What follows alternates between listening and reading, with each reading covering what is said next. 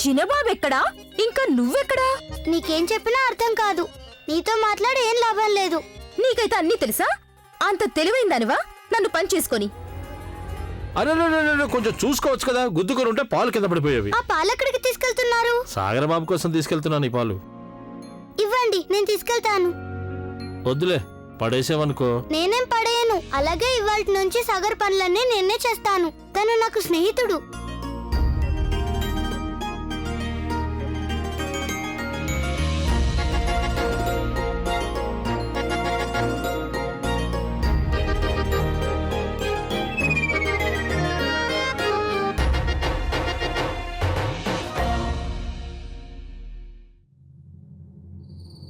అత్తయ్య గారు, ఇలా చూడండి, చీరలో ఎలా ఉంది తను.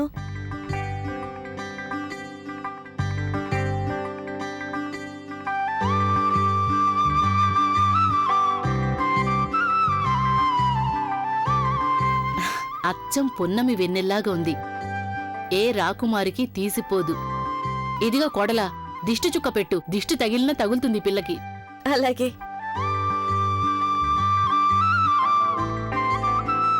ఇది పెట్టుకో, చాలా తేలిగ్గా ఉందే. పోనీ ఇది పెట్టుకుని చూపించు. అమ్మమ్మ, ఇది చాలా ముఖ్యమా? అవునే పిచ్చి పిల్ల, నగలు లేకుండా అలంకరణ ఎలా పూర్తవుతుంది చెప్పు?